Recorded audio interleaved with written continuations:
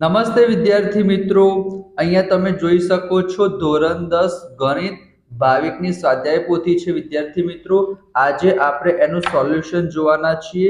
સૌથી પહેલા વિદ્યાર્થી મિત્રો આપણે કયું ચેપ્ટર જોઈશું? જે ચેપ્ટર સૌથી ઇમ્પોર્ટન્ટ છે તમારી પરીક્ષા માટે.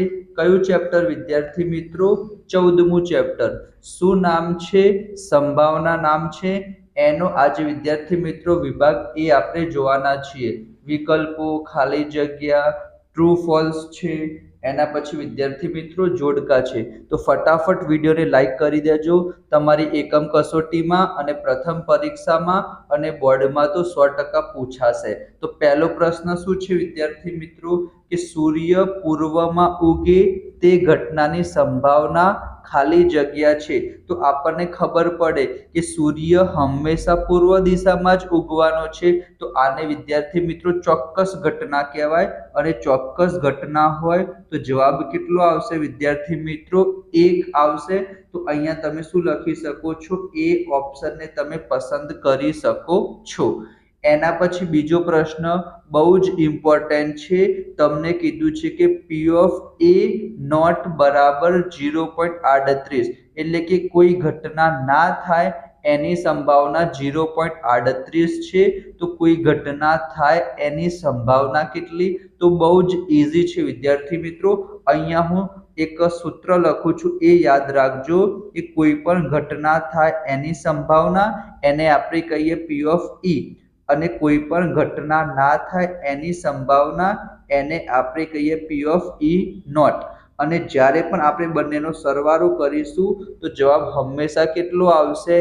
1 આવશે. તો તમારે ફક્ત ને ફક્ત એટલું જ યાદ રાખવાનું છે, જ્યારે તમને એક કિંમત આપી હશે. શું કીધું વિદ્યાર્થી મિત્રો?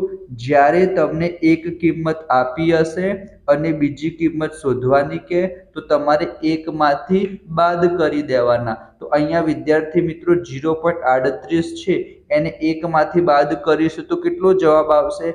એવું પણ ના આવડે તો અહીંયા વિદ્યાર્થી મિત્રો પોઈન્ટ પછી 38 છે, તો એને આપણે 100 માંથી બાદ કરી દઈએ. તો 100 માંથી 38 જશે વિદ્યાર્થી મિત્રો, તો કેટલા આવશે? તમે કહેશો સર 62 આવશે. તો બસ વિદ્યાર્થી મિત્રો એ આપણો સાચો આન્સર થઈ જશે. જ્યારે આ બંનેનો તમે સરવાળો કરશો ને તો જવાબ કેટલો આવશે? 1 આવશે. એના પછી ત્રીજા નંબરનો અને ચોથા નંબરનો ક્વેશ્ચન તો બહુ જ ઇમ્પોર્ટન્ટ છે અને બહુ સહેલો પણ છે. તમને એમ પૂછાય કે ચોક્કસ ઘટનાની સંભાવના, તો ઉપર જ જોયું કે ચોક્કસ ઘટનાની સંભાવનાનો જવાબ કેટલો આવશે? 1 આવશે. બરાબર. અને વિદ્યાર્થી મિત્રો અહીંયા લખેલું છે અશક્ય ઘટના. તો અશક્ય ઘટના કે જે પોસિબલ જ નથી. બરાબર. જેમ કે એવું લખેલું હોય કે સૂર્ય પૂર્વમાં આથમે, એ ઘટનાની સંભાવના, તો એને વિદ્યાર્થી મિત્રો અશક્ય ઘટના કહેવાય. કે 100 માર્ક્સના પેપરમાં 500 માર્ક્સ આવે તેની સંભાવના, એને વિદ્યાર્થી મિત્રો અશક્ય ઘટના કહેવાય. તો અશક્ય ઘટના હશે, એનો આન્સર શું આવશે વિદ્યાર્થી મિત્રો? 0 આવશે. ચોક્કસ ઘટનાનો આન્સર શું આવશે? 1 આવશે.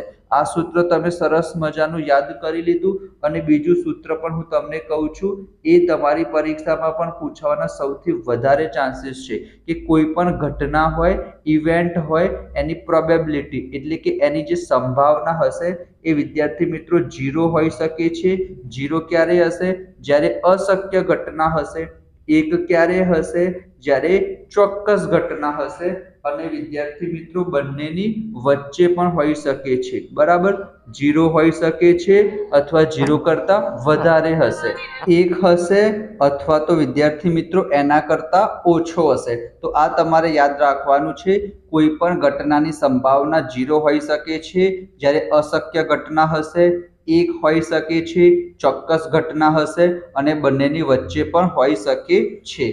એના પછી વિદ્યાર્થી મિત્રો આપણે જોઈએ 5મા નંબરનો ક્વેશ્ચન. હું તમને બતાવી દઉં, થોડુંક મારે ઉપર કરવું પડશે. અહીંયા તમે જોઈ શકો છો વિદ્યાર્થી મિત્રો 5મા નંબરનો પ્રશ્ન શું છે, મેં તમને હમણાં જ કીધું હતું. બરાબર. અહીંયા મેં તમને ઈ લખ્યું હતું. ઈ એટલે થશે વિદ્યાર્થી મિત્રો ઇવેન્ટ. બરાબર. એ લોકો ઈની જગ્યાએ કોઈ પણ લેટર લખી શકે છે. A B C D કોઈ પણ લખી શકે છે. તો બંનેનો આપણે સરવાળો કરીશું તો જવાબ કેટલો આવશે વિદ્યાર્થી મિત્રો? 1 આવશે. આપણને ખબર છે. એના પછી શું કીધું છે કે બે સમતોલ પાસાને આપણે એક સાથે ફેંકવામાં આવે તો બંને પાસા પર સમાન અંક હોય,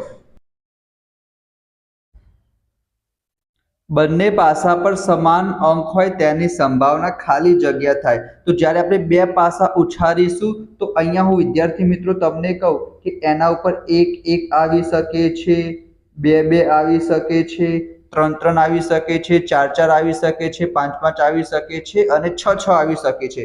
એનો મતલબ કે ઉપર વિદ્યાર્થી મિત્રો શું આવશે? 6 આવશે અને નીચે શું આવશે? 36 આવશે. તમને સૂત્ર ખબર જ છે વિદ્યાર્થી મિત્રો, અહીંયા હું લખી દઉં 6 ની ઉપર n ઘાત, બરાબર. તો અહીંયા n ની જગ્યાએ આપણે 2 મૂકવાના. કેમ? કારણ કે બે સમતુલ પાસા છે. n ની જગ્યાએ 2 મૂકીએ તો 6 ની 2 ઘાત એટલે કે ટોટલ શક્ય પરિણામ કેટલા આવશે? 36 આવશે.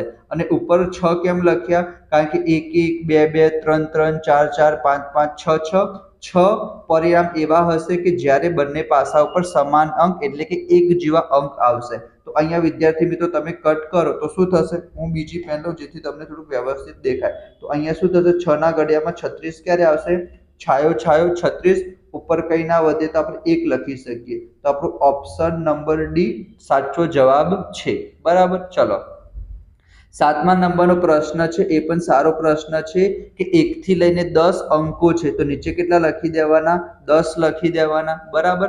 અને આપણને કીધું છે કે અવિભાજ્ય અંક હોય તેની સંભાવના. તો વિદ્યાર્થી મિત્રો 1 થી 10 માં અવિભાજ્ય અંક કેટલા આવશે? તો 1 છે ને વિદ્યાર્થી મિત્રો એ વિભાજ્ય સંખ્યા પણ નથી અને અવિભાજ્ય સંખ્યા પણ નથી. 1 એ વિશિષ્ટ સંખ્યા છે. બરાબર. 2 અવિભાજ્ય સંખ્યા છે, 3 અવિભાજ્ય સંખ્યા છે, 5 અવિભાજ્ય સંખ્યા છે, 7 અવિભાજ્ય સંખ્યા છે. બરાબર. તો 1 થી 10 માં ટોટલ 4 અવિભાજ્ય સંખ્યા છે. તો જવાબ શું આવશે? 4/10. અને તમે આને કટ કરો તો 4 ની જગ્યાએ શું લખાય? 2 ગુણ્યા 2. 10 ની જગ્યાએ શું લખાય? 2 ગુણ્યા 5. ઉપર નીચેથી 2 2 કટ થઈ જાય તો ઉપર 2 વધ્યા અને નીચે 5 વધ્યા એટલે આપણો સાચો આન્સર આવશે 2/5. બરાબર. આપણે બહુ જ ડિટેલમાં શીખીશું વિદ્યાર્થી મિત્રો. ઓલરેડી સંભાવના ચેપ્ટરના મેં 4 થી 5 સરસ મજાના વિડીયો મૂકેલા છે, એ તમે જોઈ લેશો ને તો તમારો અડધો માર્ક્સ પણ પરીક્ષામાં નહીં કપાય. બરાબર. ચલો, એના પછી અહીંયા છે વિદ્યાર્થી મિત્રો ખાલી જગ્યા. એનો આન્સર તો મને વિશ્વાસ છે તમે ફટાફટ આપશો. હમણાં જ મેં તમને કીધું જ્યારે એક કિંમત આપેલી હોય અને બીજી કિંમત શોધવાની કે તો શું કરવાનું? 1 માંથી બાદ કરી દેવાના. તો 1 માંથી 0.65 જશે તો જવાબ આવશે વિદ્યાર્થી મિત્રો 0.35. પ્રયોગની તમામ પ્રાથમિક ઘટનાઓની સંભાવનાનો સરવાળો કેટલો થશે? 1 થશે. બરાબર. પ્રાથમિક કે અથવા તો મૂળભૂત કે વિદ્યાર્થી મિત્રો જ્યારે બધી જ પ્રાથમિક ઘટનાનો આપણે શું કરીશું? સરવાળો કરીશું તો જવાબ કેટલો આવશે? 1 આવશે. એના પછી છે વિદ્યાર્થી મિત્રો કોઈ પણ ઘટનાની સંભાવના ખાલી જગ્યા કે તેથી વધુ હશે તો 0 હોઈ શકે છે અથવા તો 0 થી વધુ હોઈ શકે છે. એ જ પ્રમાણે 1 હોઈ શકે છે અથવા 1 થી ઓછી હોઈ શકે છે. મેં તમને અહીંયા જ કીધું હતું 0 અથવા 0 થી વધારે, 1 અથવા 1 થી ઓછી. બરાબર. ચલો, ઘટના એની પૂરક ઘટનાને સંકેતમાં ખાલી જગ્યા વડે દર્શાવાય છે.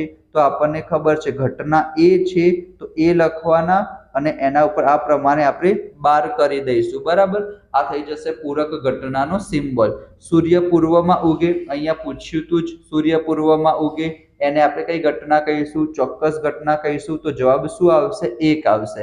એના પછી લખેલું છે કે રમેશ ગણિતના પ્રશ્નપત્રમાં 100 ગુણ મેળવવાની સંભાવના. તો વિદ્યાર્થી મિત્રો આનો જવાબ શું આવશે? 1/101 આવશે. તમે થોડાક કન્ફ્યુઝ થશો તો હું તમને સમજાવી દઉં વિદ્યાર્થી મિત્રો. છેદમાં 101 કેમ લખ્યા? હવે જે રમેશ હશે ને એની પાસે શક્ય પરિણામોની સંખ્યા 101 કેમ થશે? કારણ કે 100 ગુણ તો આવી શકશે, 1 થી લઈને 100 ગુણ તો આવી શકશે, પણ વિદ્યાર્થી મિત્રો પરીક્ષા આપવા માટે ના જાય તો એને 0 માર્ક્સ પણ આવી શકે છે. તો જ્યારે પણ તમને આ પ્રકારનો ક્વેશ્ચન પૂછાય તો છેદમાં તમારે 0 એડ કરવો પડશે. એટલે કે જેટલા માર્ક્સનું પેપર હોય એનામાં 1 માર્ક્સ ઉમેરીને નીચે લખી દેવાનો. 50 માર્ક્સનું પેપર હોય તો નીચે 51 લખવાના, 10 માર્ક્સનું પેપર હોય તો નીચે 11 લખવાના, 100 માર્ક્સનું પેપર હોય તો નીચે કેટલા લખવાના? 101 લખવાના. ઉપર આપણને કીધું છે 100 ગુણ મેળવી તો 100 ગુણ તો એક જ વખત મેળવશે ને, એના માટે જવાબ આવશે 1/101. બરાબર. ચલો, એના પછી આપણે ટ્રુ ફોલ્સ જોઈએ વિદ્યાર્થી મિત્રો. એક કામ કરીએ, જે ટ્રુ ફોલ્સ છે અને જોડકા છે વિદ્યાર્થી મિત્રો, એ બીજા ભાગમાં જોઈશું. આજે આપણે વિકલ્પો અને ખાલી જગ્યા જોઈ છે.